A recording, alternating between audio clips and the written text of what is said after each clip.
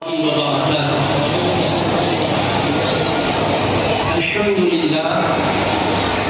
الحمد لله رب العالمين، والصلاة والسلام على حبيبه سيد الأنبياء وأشرف المرسلين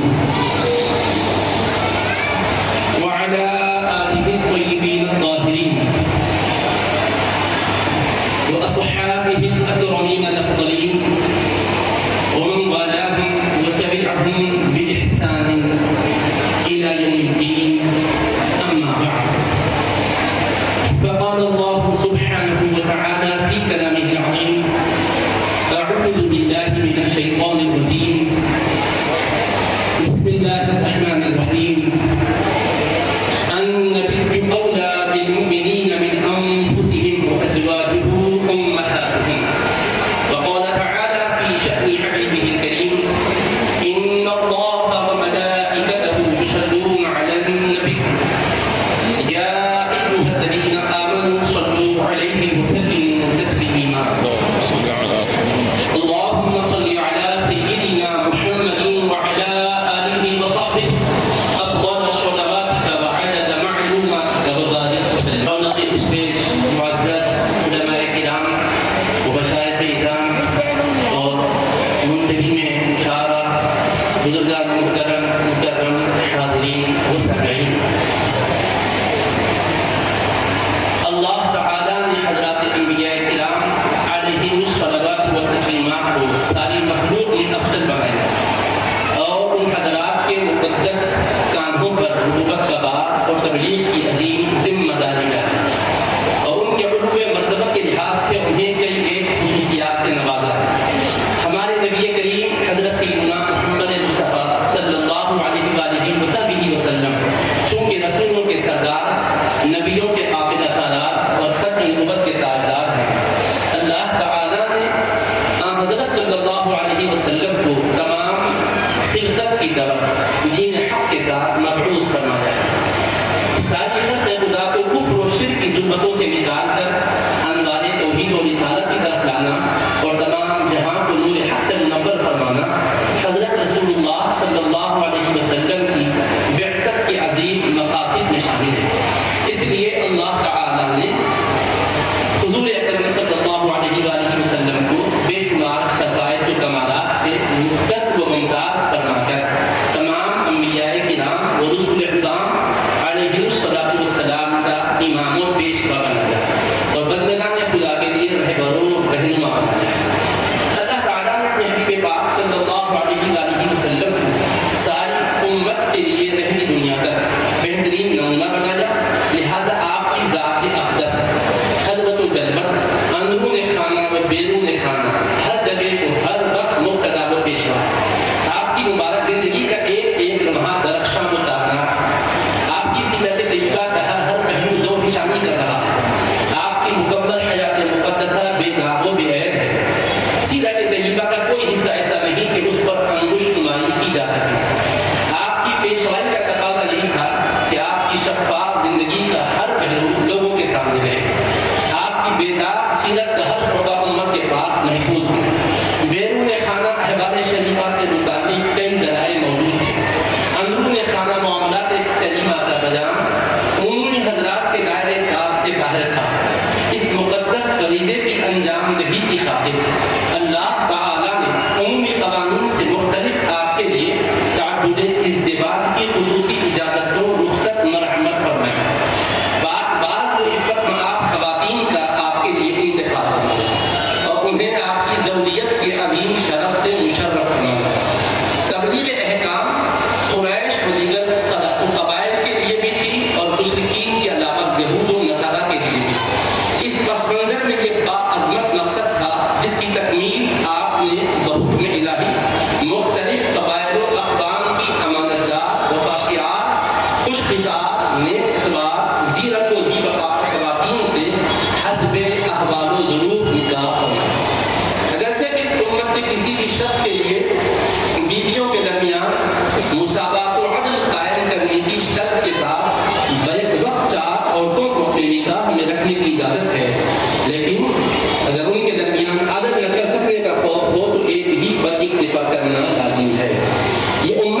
شریعت کے عمومی قوانین ہیں، لیکن حضرت نبی اکرم صلی اللہ علیہ وآلہ وسلم کو اللہ تعالیٰ نے ان عمومی قوانین سے مستثنی رکھا اور بے شمار حکمتوں اور مصلحتوں کے تحت حضرت صلی اللہ علیہ وآلہ وسلم کے لیے نکاح کے سلسلے میں خصوصی ہدایات و مراعات عطا فرمائی۔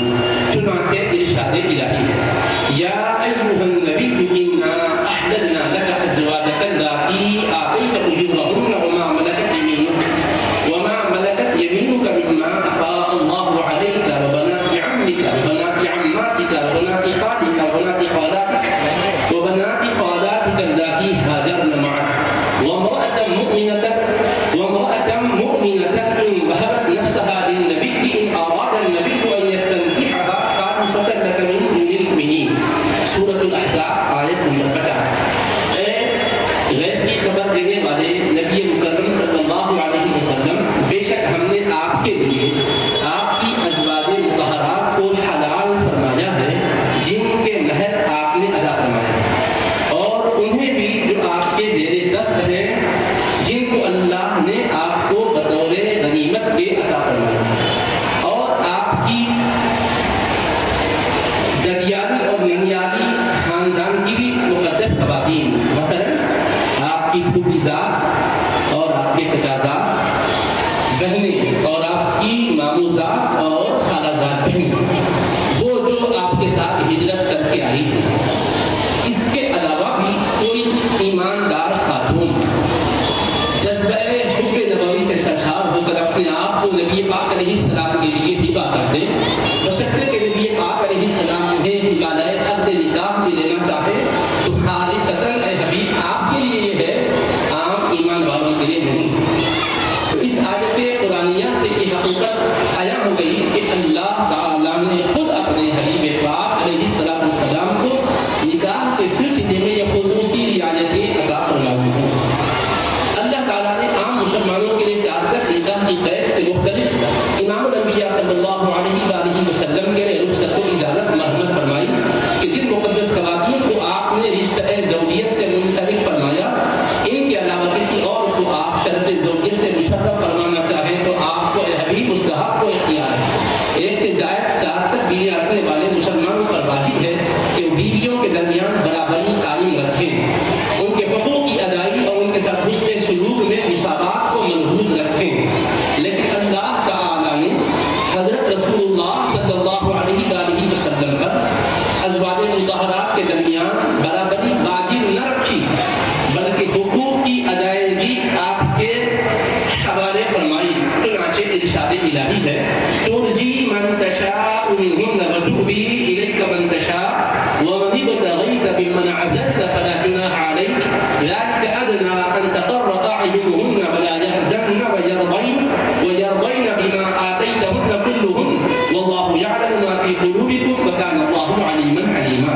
اے حبیب پاک علیہ السلام، ان میں سے جن کو چاہے آپ باری کے حوالے سے موخر کر دیں اور جن کو چاہے آپ اپنے پاس یاد فرما لیں، اور جن کو آپ نے علیحدہ رکھا ہے اگر آپ چاہتے ہیں تو انہیں بھی طلب فرما لیں۔ آپ کے لیے کوئی تنگی و مضائقہ نہیں ہے، یہ بات اس بات کے زیادہ قریب ہے کہ ان کی آنکھیں ٹھنڈی رہیں گی اور وہ رنجیدہ نہیں ہوں گی، اور جو کچھ آپ انہیں عطا فرمائیں وہ سب کے سب اس پر راضی و خوش رہیں گی، اور اللہ تمہارے دلوں میں جو کچھ ہے اس کو جانتا ہے، اور اللہ علم و حکمت والا ہے۔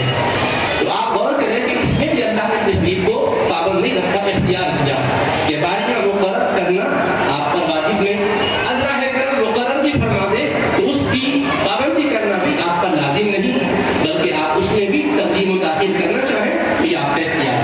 حضور اکرم صلی اللہ علیہ وآلہ وسلم کی سیرت طیبہ کے مطالعے سے معلوم ہوتا ہے کہ حضرت صلی اللہ علیہ وآلہ وسلم نے 25 سال کی عمر شریف تک تجرد کی زندگی بسر فرمائی، اور بعمر 25 سال ان قوام شباب نے حضرت سیدہ بی بی خدیجہ کبریٰ رضی اللہ عنہا سے نکاح فرمایا، جو اس سے پہلے لے کے بعد دیگر 2 شوہروں سے بیوہ ہو چکی تھی، اور حضور اکرم صلی اللہ علیہ وآلہ وسلم سے اپنے نکاح کے وقت 40 سال کی عمر دراز رکھتی تھی۔ 25 سال سے 50 سال عمر شریف ہونے تک حضرت رسول اللہ صلی اللہ علیہ وسلم نے حضرت خدیجہ کبریٰ رضی اللہ عنہا کے علاوہ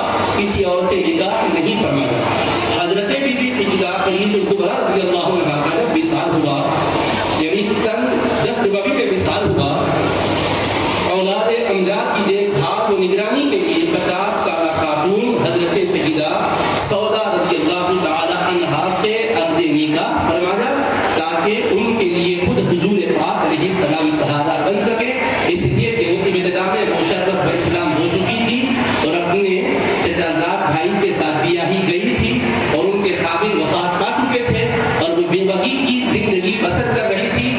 ان کا خاندان کفر کا گھرانہ تھا، خطرہ تھا ان کے ایمان کے لیے. اللہ کے حبیب علیہ السلام نے ان کو زوجیت مقدسہ کے شرف سے مشرف فرما کر سہارا بھی دیا اور اولاد امجاد کے لیے ان کی خدمات کا موقع بھی فراہم کر دیا. حضرت عائشہ صدیقہ رضی اللہ تعالی عنہا سے سن 11 نبوی میں نکاح فرمایا اور ہجرت کے دوسرے سال ان کی رخصتی عمل میں آئی. جس مقدس ہستی نے کمال جوانی کا دور تجرب کے ساتھ گزارا اور جس ذات اقدس کی مبارک زندگی کے یہ 50 سال اعلیٰ نمونہ اور بہترین اسوہ ہے، اس مقدس شخصیت کے بارے میں اسلامی خواہشات کے لیے العیاذ باللہ نکاح کرنے کا گمان فاسد و خیال فاسد وسوسہ شیطانی کے سوا کچھ نہیں ہے. بطور خاص جبکہ حضور اکرم علیہ السلام نے یہ ارشاد فرمایا ہو مالی فی النساء من حاجت، مجھے ذاتی غرض کے لیے عورتوں کی کوئی حاجت نہیں ہے. صحیح بخاری کتاب فضائل القرآن حدیث نمبر 5029. تعدد ازدواج کی مصلحت و حکمت. حضرت نبی اکرم صلی اللہ علیہ وسلم کی 11 ازواج مطہرات ہیں. حضرت صلی اللہ علیہ وسلم کی تمام اولاد امجاد جن میں 2 شہزادے اور 3 شہزادیاں شامل ہیں سب ام المؤمنین حضرت سیدہ بی بی خدیجہ الکبریٰ رضی اللہ تعالی عنہا کے بطن مبارک سے تولد ہوئی، سوائے ایک شہزادے کے جن کا نام مبارک حضرت ابراہیم رضی اللہ عنہ جو حضرت سیدہ ماریہ قبطیہ رضی اللہ تعالی عنہا کے بطن مبارک سے تھے. جب حضرت صلی اللہ علیہ وسلم نے نبوت کا اعلان فرمایا اس وقت آپ کے عقیدہ نکاح میں صرف ام المؤمنین حضرت سیدہ بی بی خدیجہ الکبریٰ رضی اللہ عنہا ہی تھیں جن کا وصال اعلان نبوت کے 10ویں سال ہوا. اس طرح حضرت نبی اکرم صلی اللہ علیہ وسلم نے 25 سال کا عرصہ انہی کے ساتھ گزارا. حضرت صلی اللہ علیہ وسلم ایک طرف نبوت کی ذمہ داریاں تھیں تو دوسری طرف گھر کا انتظام اور شہزادیوں کی دیکھ بھال کا مسئلہ تھا. اس لیے خاندان کی خواتین نے مشورہ دیا کہ آپ دوسرا نکاح فرمائیں تاکہ وہ آپ کے گھر کا انتظام کریں اور شہزادیوں کا خیال بھی رکھیں اور نبی اکرم صلی اللہ علیہ وسلم کی ذات اقدس سے اس زوج مبارکہ کو سہارا ملے. حضرت سیدہ سودا رضی اللہ عنہا اعلان نبوت کے آغاز ہی میں مشرف اسلام ہو چکی تھی اور اپنے تجازات بھائی حضرت سکران بن عمرو رضی اللہ عنہ کے نکاح میں تھی. پھر وہ انتقال کر گئے تو آپ بیوہ ہو گئے. ان کو سہارے کی ضرورت تھی اور ان کی ایمان کی حفاظت کا بھی مسئلہ درپیش تھا. چنانچہ امام الانبیاء صلی اللہ علیہ وسلم نے 50 سال کی عمر شریف میں 50 سالہ خاتون حضرت سیدہ سودا رضی اللہ تعالی عنہا سے عقد نکاح فرما کر انہیں ام المؤمنین کا شرف بخشا. سن 2 ہجری ام المؤمنین حضرت سیدہ عائشہ صدیقہ رضی اللہ تعالی عنہا کی رخصتی ہوئی. ام المؤمنین حضرت سیدہ عائشہ صدیقہ رضی اللہ عنہا کے سوا تمام ازواج مطہرات میں کوئی بھی انبیائی یعنی دوشیزہ باقیہ نہ تھی. دیگر تمام ازواج مطہرات نے 3 ہجری سے 7 ہجری کے درمیان ہی امہات المؤمنین بننے کا شرف پایا. یعنی حبیب پاک کی 50 سال کی عمر مبارک یہ زوج مطہرہ. اس کے بعد حضرت سودا مکہ مکرمہ کے 3 سال تک تنہا ہی مصطفیٰ کی زوجہ ہے اور مدینہ منورہ میں آنے کے 1 سال تک ہی وہی تنہا زوجہ ہے. 1 ہجری تک کا یہ دور ایسا گزرا کہ حضور کی زوجیت میں ایک ہی زوجہ ہے. ایک وصال کے بعد دوسری واسطے کیا.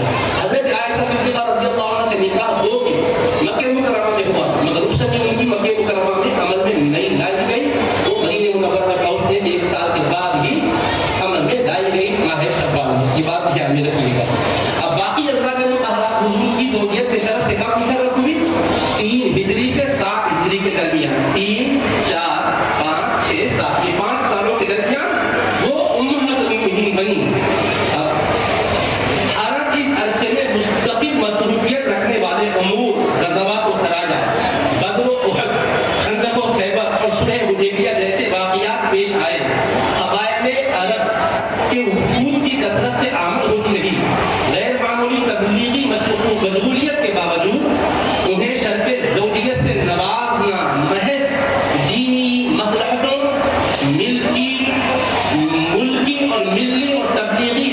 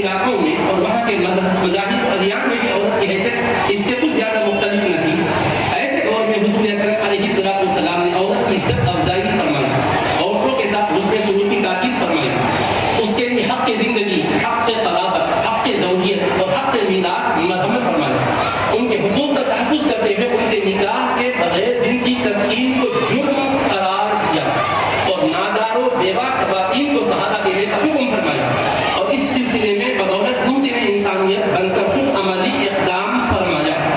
چنانچہ ازواج مطہرات میں ام المؤمنین حضرت عائشہ صدیقہ رضی اللہ تعالیٰ عنہا کے علاوہ کوئی اور باقی نہ تھی، بلکہ باقی سب ازواج مطہرات بیوگان تھے جنہیں معاشرے میں سہارے کی ضرورت تھی. آپ نے ان بیوگان سے نکاح فرما کر نہ صرف ان کے نام و نسب کا انتظام فرمایا بلکہ معاشرے میں ان کا مرتبہ و اعتبار بلند کر دیا اور ان کے ذریعے خواتین امت کے لیے احکام نافذ فرمایا. کوئی مسلمان نکاح کرتا ہے اس کا مقصد صرف جائز طریقے سے جنسی خواہش کی تسکین ہی نہیں ہوتی بلکہ حصول اولاد، گناہوں سے حفاظت اور کئی نیک مقاصد پیش نظر ہوا کرتے ہیں. ہمارے نبی کریم صلی اللہ علیہ وسلم ختم الرسول مولا کل افضل الانبیاء ہونے کی حیثیت سے متعدد نکاح فرمانے کے مقاصد دوسروں سے نہایت مختلف، منفرد اور بلند و بالا رہے. چنانچہ حضور اکرم صلی اللہ علیہ وآلہ وسلم نے تبلیغی، تعلیمی، ملکی، سماجی، اصلاحی، معاشرتی اور تشریعی حکمتوں، مصلحتوں جیسے مقاصد و فوائد کو پیش نظر رکھتے ہوئے متعدد نکاح فرمایا جو اسلامی اقدار کی بالادستی کے ساتھ ساتھ انسانی وسائل کے فروغ کے بھی بہت اور ضامن ہیں. ان غیر معمولی اغراض اور لازمی مقاصد کے تحت کی جانے والی شادیوں کے بارے میں کوئی سنجیدہ و انصاف پسند شخص غلط خیال ہرگز نہیں کر سکتا. تعدد ازدواج کی مختلف حکمتیں اور مصلحتیں ہیں. یہاں ہم 5 مقاصد بیان کر رہے ہیں. نمبر 1 تبلیغی مقصد، نمبر 2 تعلیمی مقصد، نمبر 3 کفالتی مقصد، نمبر 4 باطل رسومات کا خاتمہ، نمبر 5 جانثار وفادار صحابہ کرام کے ساتھ ہمدردی اور ان کی جدوجہد. نمبر 1 تبلیغی مقصد.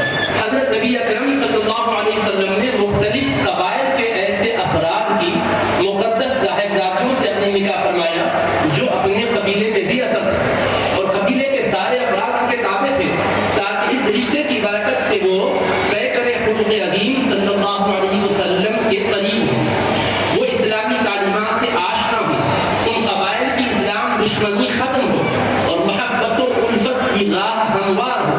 جیسا کہ انسانی فطرت کا تقاضا ہے کہ آدمی اپنے قرابت داروں سے قربت و تعلق رکھتا ہے اور عربوں میں دستور تھا کہ جو شخص ان کا داماد بن جاتا اس کے خلاف جنگ کرنا اپنی عزت کے خلاف سمجھتے.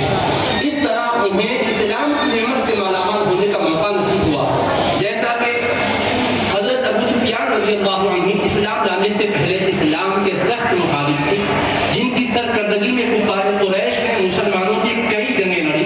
جب ان کی صاحبزادی حضرت ام المؤمنین سیدہ ام حبیبہ رضی اللہ عنہا سے نبی اکرم صلی اللہ علیہ وآلہ وسلم نے عقد نکاح فرمایا جس کے باعث ابو سفیان رضی اللہ تعالی عنہ کی جانب سے مخالفت اسلام کا زور ٹوٹ گیا اور ان کی اسلام دشمنی ختم ہوئی. اس کے 1-2 سال بعد ہی وہ حلقہ بگوش اسلام ہو کر باطل سے مقابلے کے لیے مسلمانوں کی صف میں نظر آنے لگے. اسی طرح ام المؤمنین حضرت سیدہ جویریہ بنت حارث رضی اللہ عنہا 5 ہجری غزوہ قریظہ میں فتوحات کے نتیجے میں قید ہو کر آئیں. حضور اکرم صلی اللہ علیہ وسلم نے انہیں آزاد فرما کر ان سے نکاح فرمایا جس کے نتیجے میں مسلمانوں نے قبیلہ بنی مطلب کے سب قیدی رہا کر دیے اور اس خیر کاری کے بعد وہ سارا قبیلہ مسلمان ہو گیا. اسی طرح محرم سن 7 ہجری غزوہ خیبر کے بعد یہودی قبیلہ بنی نذیر کے سردار حیی بن اخطب کی صاحبزادی حضرت سیدہ صفیہ بنت حیی رضی اللہ عنہا جو ایک برگزیدہ نبی حضرت سیدنا ہارون علیہ السلام کے خانوادے سے تھی غزوہ خیبر کے مال غنیمت میں قید ہو کر آئی تھی تو حضور اکرم علیہ السلام نے ان کو باندھی بننے نہیں دیا بلکہ ان کو آزاد فرما کر ان سے نکاح فرمایا جس کے سبب یہودی قبیلوں میں اسلام کے اچھے اثرات مرتب ہوئے. اسی طرح سن 7 ہجری عمرۃ القضاء کے موقع پر ام المؤمنین حضرت سیدہ میمونہ بنت حارث رضی اللہ عنہا سے حضور اکرم علیہ السلام نے نکاح فرمایا جس کی وجہ سے ان کے قبیلے کے اور اس علاقے کے لوگ اسلام کی نعمت سے مالامال ہو گئے. نمبر 2 تعلیمی مقصد. یہ تبلیغی مقصد کے تحت حکمت کی. تعلیمی مقصد حضرت نبی اکرم صلی اللہ علیہ وسلم کی پاکیزہ اور نفیس طبیعت میں حیا کی صفت کامل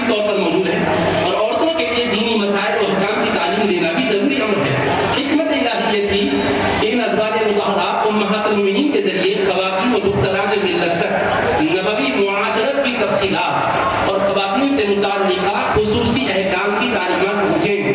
چنانچہ حضرت نبی اکرم صلی اللہ علیہ وسلم نے ازواج مطہرات کے ذریعے خواتین کی تعلیم کا انتظام فرمایا۔ صحابیات اپنے نازک قسم کے مسائل امہات المومنین کے ذریعے معلوم کر دیا کرتی تھی۔ اسلام کی حجازات تعلیمات کا تقاضا یہی تھا کہ خواتین کے شخصی مسائل کا حل ان کی صنف نازک کے ذریعے سے ہی ان تک پہنچایا جائے۔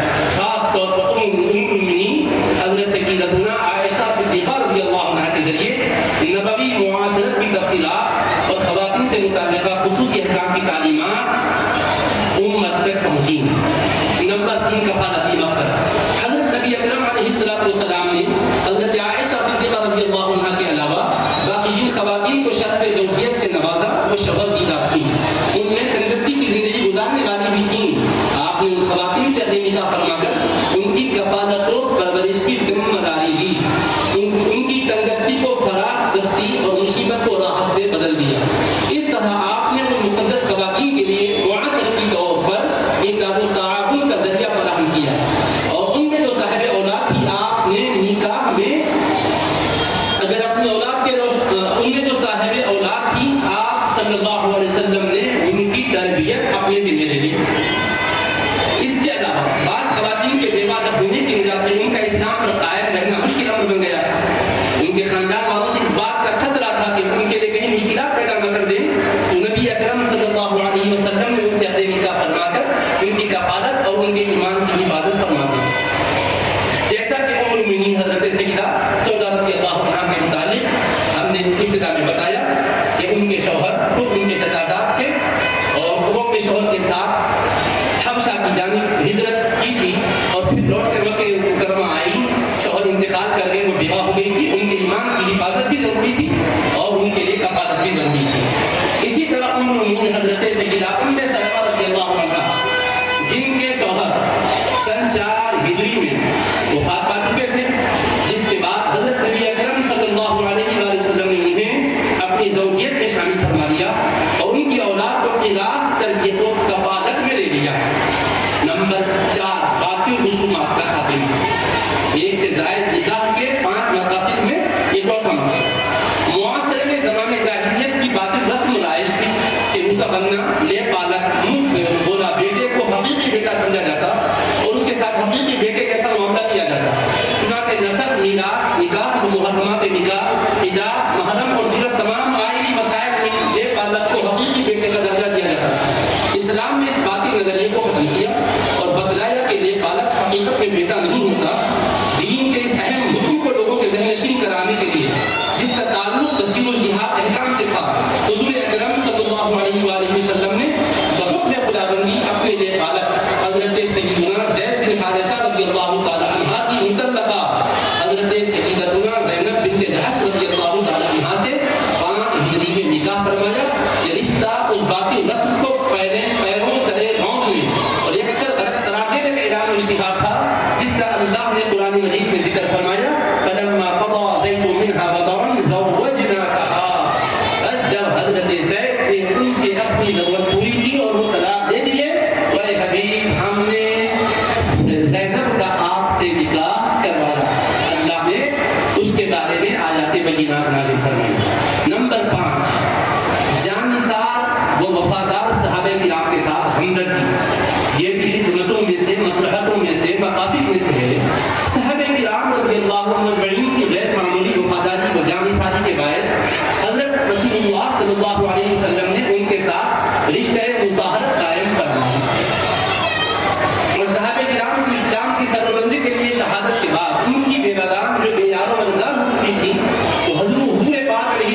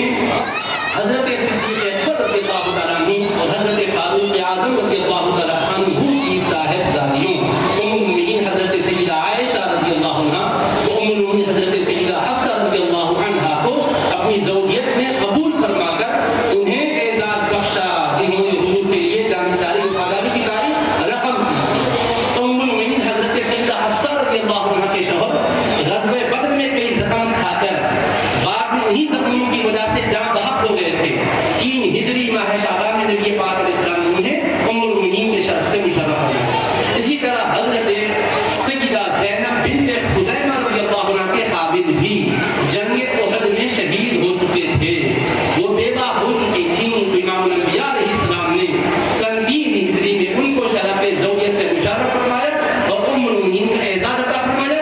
اللہ کی قدرت، اللہ کی مشیت، اللہ جانتا ہے 2-3 ماہ کے بعد ہی وہ اس دنیا سے عالم جامی کا سفر فرماتے ہیں۔ چنانچہ آپ علیہ السلام نے ان پاک ابابین کو اپنے نکاح میں لے کر ان کی وفا کا صلہ عطا فرمایا۔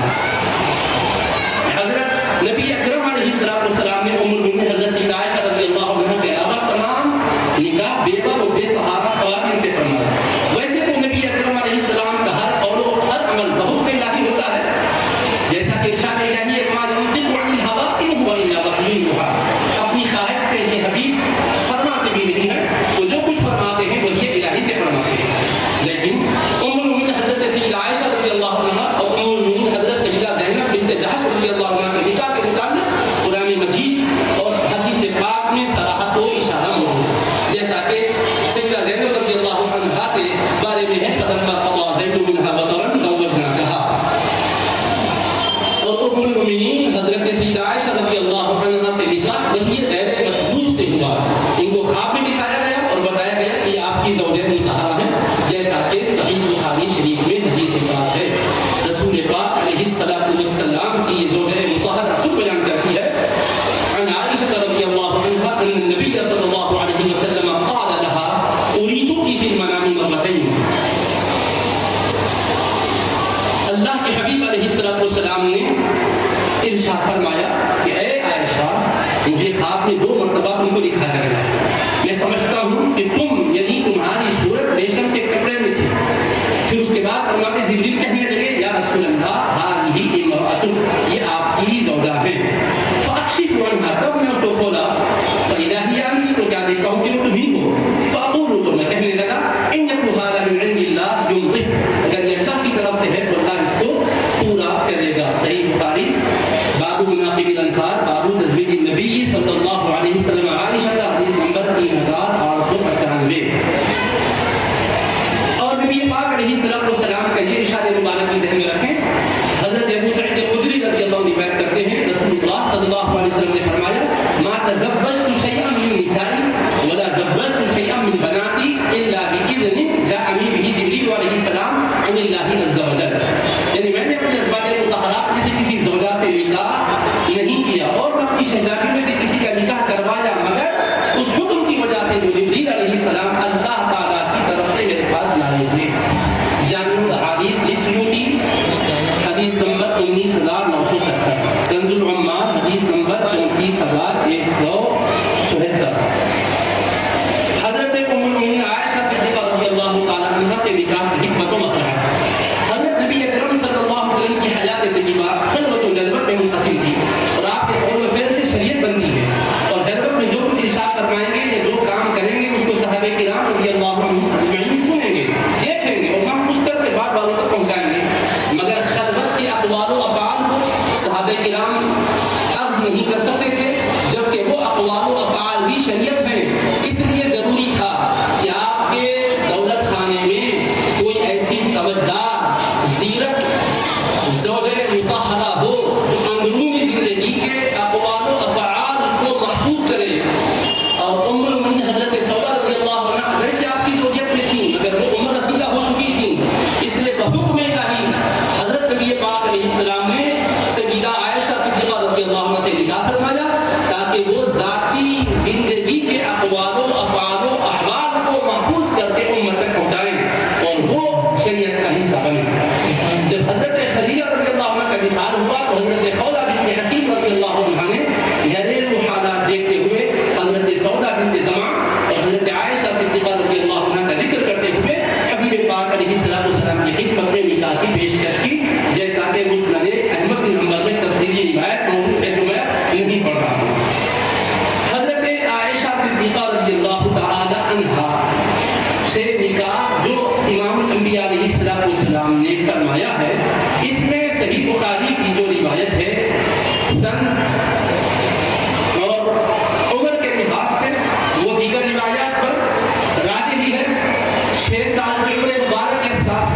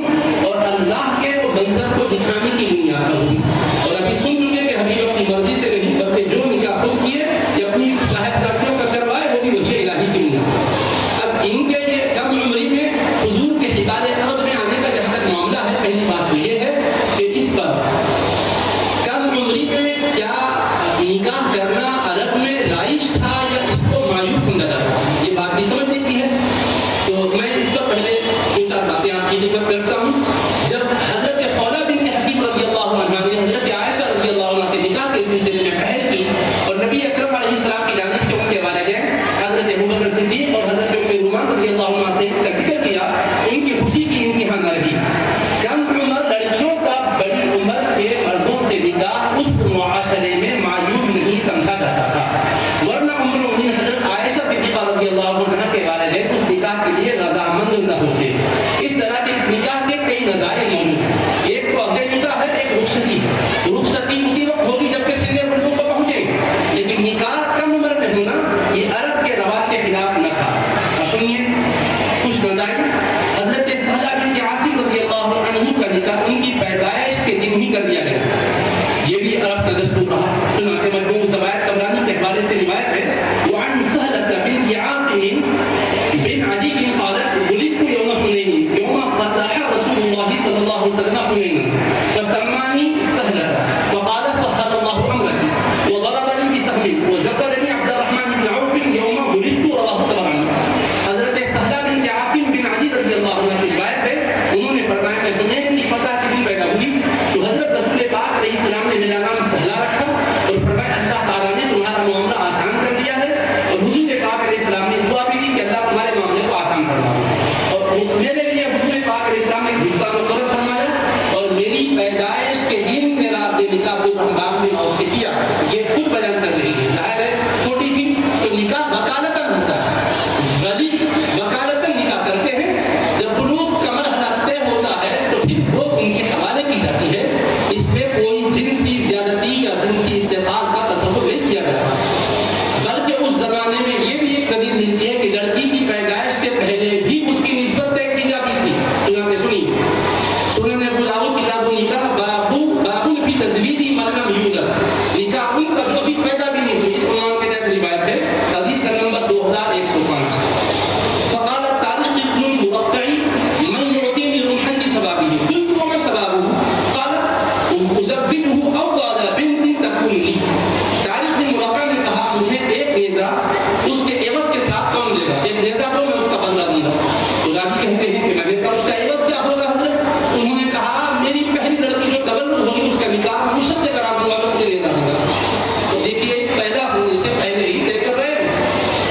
پیدا ہوگی تو ابھی شریعت کے بعد سے بحث نہیں ہوگی, ہماری زماعت اور معاشرے کے اعتبار سے ہوگی. سمجھ سکتے ہیں ہم شریعت کے تناظر میں نہیں بول رہے, اس سے پہلے یہ بولتے کہ وہ عرب کا کلچر تھا یا نہیں تھا. پیدا ہونے کے دن بھی کرنا کلچر رہا اور پیدائش سے پہلے بھی کرنا کلچر رہا.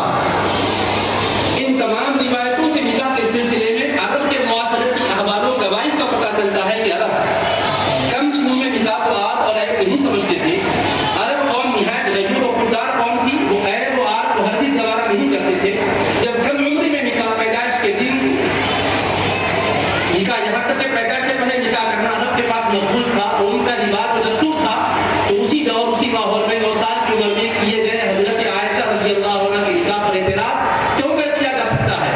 اب آخری پوائنٹ اور انتہائی اہم اور توجہ طلب پوائنٹ ہے کہ جو لوگ سیما بولنا کر رہے ہیں اور حرزہ سرائیاں کر رہے ہیں اس مسئلے کو لے کر کے کم سینے میں نکاح پیغمبر اسلام نے کیا ہے اور کس تناظر میں اس کو پیش کر رہے ہیں, ان دلیل ذہنوں کو ہر مسلمان اپنے ایمان اور اعتقاد کی کیفیت سے سرشار جذبات کے ساتھ جواب دے اور ان شبہات کو کبھی بھی اپنے ذہن و فکر کے اندر ہلچل مچانے نہ دے.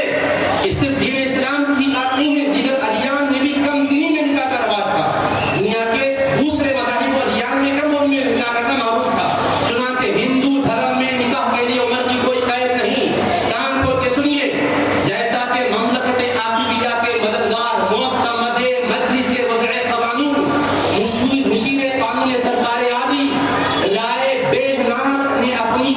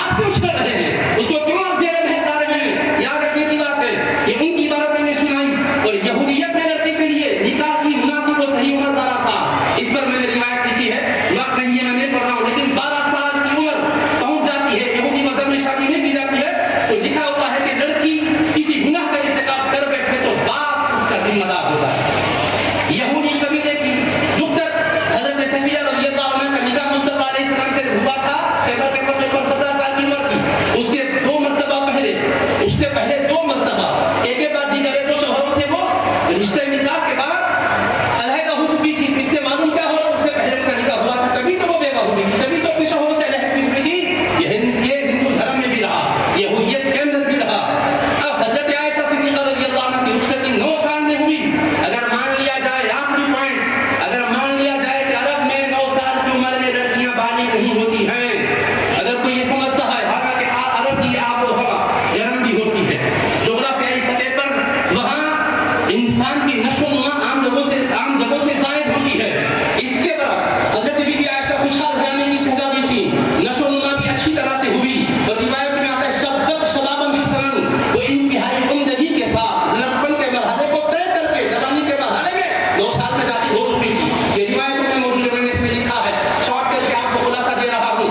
یہ مسئلہ میں اتنا طویل میں نہیں کرتا تھا کیونکہ یہ ایمان پر ڈاکہ ڈالا جا رہا ہے, مذہب کو چھیڑا جا رہا ہے, انسانیت کو ٹانٹا دیا جا رہا ہے, اس لیے میں نے مختصر نہیں بلکہ مفصل کر دیا, ورنہ وہی 15-20 منٹ میں ختم کرنا چاہ رہا تھا. لیکن چونکہ ذہن کے شبہات ایسے ہیں, بزرگوں کی بارگاہ سے پیغام بھی ملنا چاہیے کہ حضرت راجو اختر حسین کی بارگاہ میں آپ بھی نہیں سن رہے ہیں, یہ میڈیا کے ذریعے ہر طرف بات جا رہی ہے, اور ہم کسی کے مذہب کو چھیڑتے بھی نہیں ہیں, کسی کی مذہب کے پیشواؤں سے ہم کبھی خلوت کرتے بھی نہیں ہیں, اور ہم بھی یہی چاہتے ہیں کہ دوسرے بھی مذہب اسلام کے مقدس ہستیوں کے متعلق چھیڑ چھاڑ نہ کریں, ان کی عظمتوں کو مظلوم نہ کریں. ہمارا ملک اس بات کا تقاضا نہیں کرتا کہ یہاں نفرتوں کے بیچ بوئے جائیں, بلکہ ہمارا ملک اس بات کا تقاضا کرتا ہے کہ ہم کو سلامتی کا ماحول قائم کیا جائے. اور یہ اولیاء کرام یہ خانقاہیں امن و سلامتی کے مراکز ہیں, یہ درسگاہیں یہ جامعات امن و سلامتی کے مراکز ہیں. اس لیے میں کہنا چاہتا ہوں کہ حضرت بی بی عائشہ صدیقہ رضی اللہ عنہا جس وقت مصطفیٰ کے حوالے کی گئی, ان کی امی جان نے کیا تیار کر حبیب کی طرف نہیں فرمایا, اور ماں بیٹی کے لیے کوئی زیادتی نہیں کرتی, ماں سے بڑھ کر بیٹی کو چاہنے والے کون ہوتے, اور اللہ کی حکمت بھی یہی تھی کہ ان کے ذریعے سے مصطفیٰ علیہ السلام کی امت کو تعلیمات ملے, مصطفیٰ علیہ السلام کی امت تک ان کے فیوز و برکات ملے. اس لیے 2210 روایات ان سے آئی ہے. آپ کو کیا معلوم ہے, بڑے بڑے دین مسائل جب آتے تو صحابہ کہتے ہیں حضرت بی بی عائشہ کی بارگاہ میں رجوع کرتے, اور ام المؤمنین ہمیں علم دیتی کہ ان کے ذریعے سے آقا کی بات کو علم ہوتا, ان کے اجتہادات, ان کے فتاوی معروف ہیں. آج بھی ام المؤمنین عائشہ کے فقہی موضوعات پر موسوعہ انسائکلوپیڈیا تیار ہے. اگر آپ کو کہیں اور نہیں لائبریری تک نہیں جانا چاہتے, انٹرنیٹ پر جائیے, موسوعۃ فقہ عائشہ ام المؤمنین پڑھیے, 1000 دلائل کے اندر نظر آئیں گے, ان کے علم سے خیرات سے ملی.